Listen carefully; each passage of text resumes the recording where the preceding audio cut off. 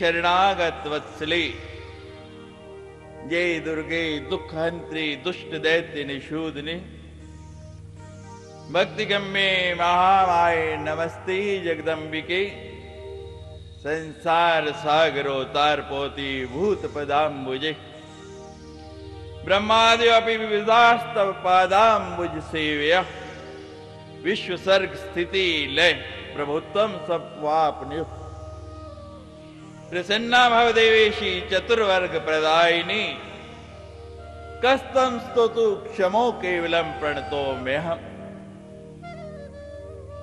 श्रादेव की साथ वशिष्ठ जी स्तुति कर रहे हैं। जय देवी महादेवी भक्तानुग्रह कारिणी, हे देवी हम आपकी जय जयकार करते हैं, आपकी शरणागत हुए हैं और आप तो सदा भक्तों पर अनुग्रह करने वाले हैं।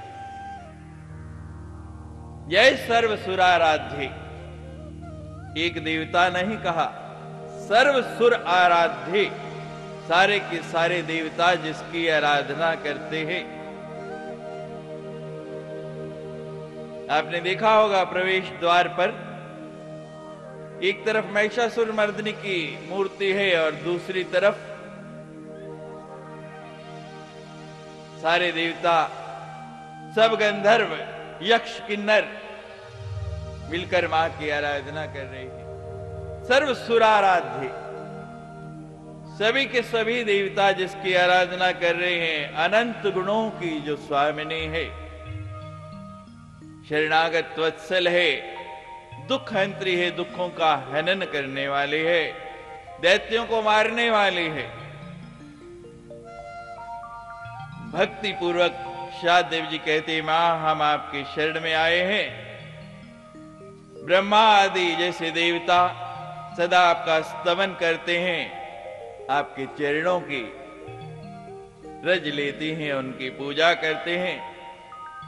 विश्व की सृष्टि, उसकी स्थिति और लय में केवल आप ही कारण हेतु तो हैं।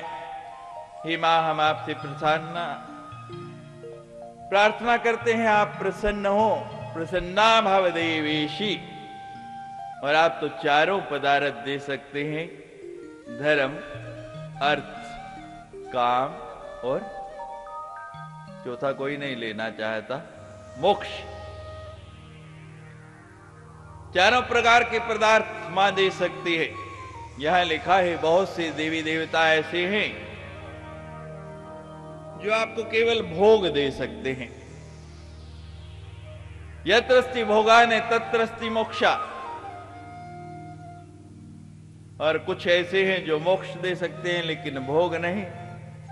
यत्रस्ति मोक्ष न तत्रस्ति भोगा, लेकिन मेरी परा अम्बा जगदम्बा आदि शक्ति तो ऐसी है, भोग चाहिए भोग देती है, मोक्ष चाहिए मोक्ष देती है। आगे आप सुनेंगे, कथा आएगी, सप्तशती में आपने पढ़ी होगी, सुरथ और समाधि की। सुरथ ने भोग मांगा, मेरी मां ने उसको एक मनवंतर का राज्य दे दिया। समाधि ने मोक्ष मांगा और अपने धाम ले जाके अपने में ही लय कर लिया। मां कहती आप आ जाओ। अंतिम दिन आपको सुनाएंगे जहां मां विराजती है, उस स्थान का नाम है मणिद्वीप। और उस मणिद्वीप का एक नहीं, दो नहीं, 5, 10 नहीं, 44 परकोटे हैं। और उन 44 परकोटों में कैसी कैसी एक से सुंदर सुंदर वस्तुएं भरी पड़ी हैं। मां कहती है जितना चाहिए, और जब कोई थोड़ा मांगता है ना तो फिर मां को संकोच आता है, मेरी मां छोड़ा नहीं, झोलियां भर के देती है, लेने वाला चाहिए। वो तो देने को तैयार बैठी, उसका स्वभाव है बांटना। प्रसन्ना भाव देवेशी चतुर्वर्ग प्रदायिनी, कस्तव कहते मां आपके लिए कठिन क्या है, ये तो आपकी भृकुटी मात्र का खेल है। थोड़ी सी आप भावों को यूं करें, पलक झपकने में भी जितनी देर लगती है उससे पहले ही काम हो जाता है। सुदामा को भगवान के पास पहुंचने में कई दिन लगे, कितने दिन का समय लगा, लेकिन वापस पहुंचने में तो क्षण भी नहीं लगा। वो कहते हैं रास्ता छोटा हो गया, कोई शॉर्टकट मिल गया। और अभी घर ही पहुंचता है तो कुटिया की जगह महल था। लेने वाला चाहिए, उसके यहां तो देने में देरी नहीं। और सुदामा ने मांगा, क्यों भाई? कुछ मांगा भगवान से जाके? क्या किया? केवल चल के गया। और साधुवाद है देवियों की, कहीं भटक गया तो क्षमा कर देना। हर जगह देवियों को शिकायत रहे, सबसे ज्यादा सत्संग में आती हैं, इसके बावजूद हमारी ही बेइज्जती कर रही हैं। इस बार मैंने अभी तक एक बार नहीं की। किसने भेजा सुदामा को भगवान के पास? वो जा रहा था, पत्नी ने भेजा ना। पत्नी के भेजने से गया, अपने मन से भी नहीं गया। भाई को भाई अलख आलस हूं, नाम लेत दसन दिशस। तुलसीदास जी कहते हैं, भाव को भाव कैसे भी आ जाओ, एक बार आ जाओ। और एक बार आदत डल गई ना, जैसे पहली बार शराब पिलाई शराबी को, फिर वो अपने आप जाना शुरू होता है। अंग्रेजों ने आके एक बार चाय की आदत डाल दी, पहले मुफ्त में पिलाते रहे। सिगरेट वालों ने भी ऐसे किया, पहले सिगरेट मुफ्त में पिला दी, फिर खरीद के भी। इस बार हम मुफ्त में पिला रहे हैं और आपको स्वाद आया, रस आ गया, तो अगली बार आप ही कहेंगे, स्वामी जी बोलो कितना दें, आप आओ तो सही, मां की कथा सुनाओ तो सही।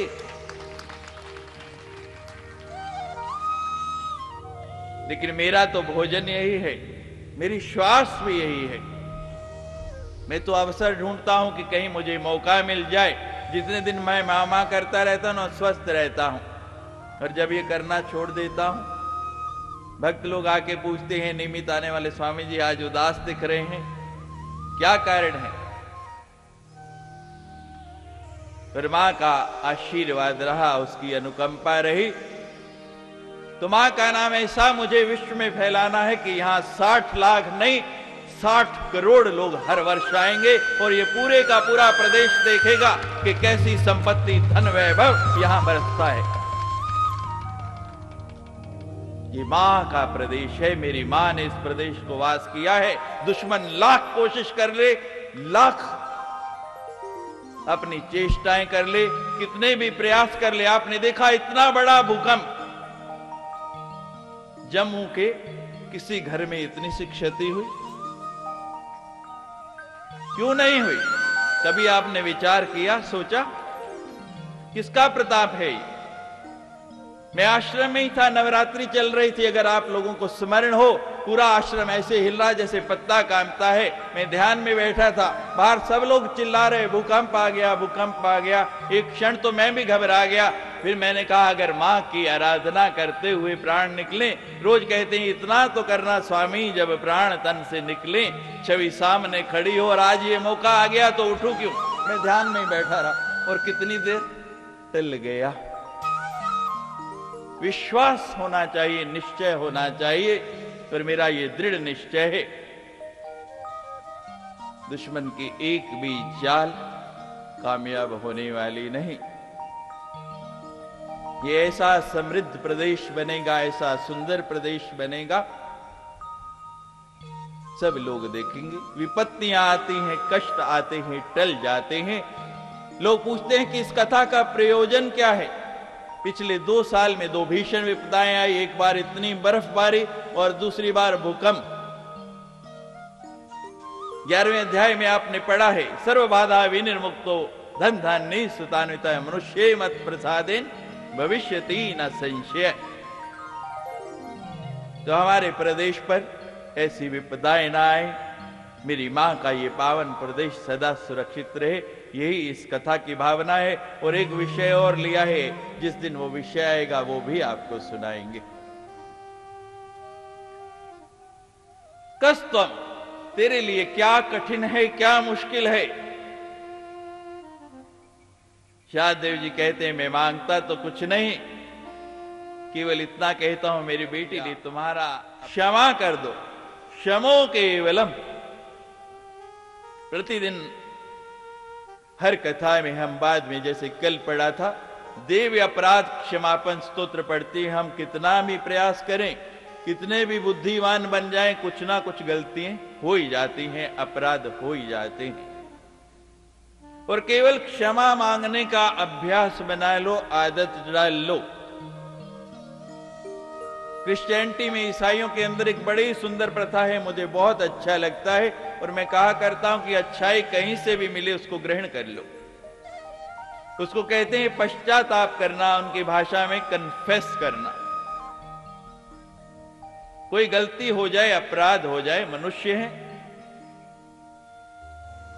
मनुष्य गलतियों का पुतला है। गलती हो जाए कोई बड़ी बात नहीं, लेकिन गलती होने के बाद उसको मानना चाहिए, उसकी क्षमा मांगनी चाहिए। शाम को वो चर्च जाके यीशु की मूर्ति के सामने खड़े हो जाते हैं,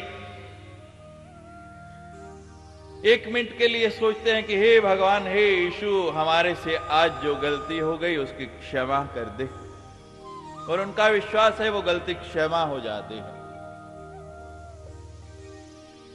ये बड़ी सुंदर बात है। आप भी आज से ये आदत डाल लो, ये अभ्यास बना लो।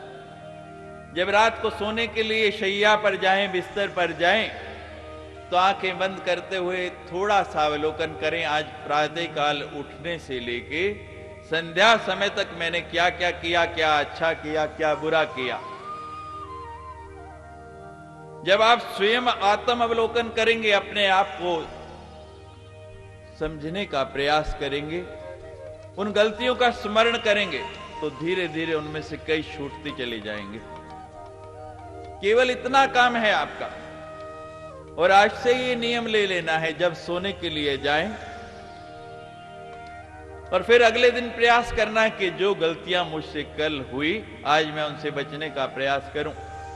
एक ऐसे ही माता जी थी बूढ़ी, रोज यीशु की मूर्ति के सामने जाके खड़े हो जाना, क्षमा मांगने, आंखों से झरझर आंसू बहते थे उन माता जी के, बड़ी दुखी बेचारी। पादरी देखता ये रोज आती है, रोज क्षमा मांगती है। 1 महीना गुजर गया, वो कहने लगा, पादरी, माता जी, जितनी आप क्षमा मांगते हैं, जितने दिन हो गए आपको, अब तक तो कब का यीशु ने आपकी गलतियों को माफ कर दिया होगा। आप आदत बना लो, स्वभाव बना लो, वो स्वतः ही छूटती चली जाएंगी। जब सूर्य आता है ना, प्रकाश होता है, तो अंधेरा भाग जाता है, वो रहता नहीं। एक दिन मां की अदालत में पहुंच गए अंधेरा और सूर्य। अंधेरे ने शिकायत की कि मां, ये जो सूर्य है ना, ये मेरा अस्तित्व समाप्त करना चाहता है, मुझे मारना चाहता है। मुकदमा चालू हो गया, बहस होने लगी। मां ने सूर्य को बुलाया, सूर्य, ये तेरी शिकायत कर रहा है, तू उसका अस्तित्व समाप्त करना चाहता है। सूर्य कहते, मां, किसका अस्तित्व? कहते, ये अंधेरे का। कहते, कौन अंधेरा? मैं तो किसी अंधेरे को जानता नहीं, मैंने तो आज तक देखा ही नहीं। जब सूर्य आएगा तो अंधेरा रहेगा? रहेगा? वेदांतम बुझ सूर्य, ये सदगुरुओं के जो वचन है, ये उस सूर्य की तरह ही, जब ये वचन हृदय में आके उदय हो जाते हैं, तो आज नहीं कल उसको, इसको छोड़ के भागना ही है।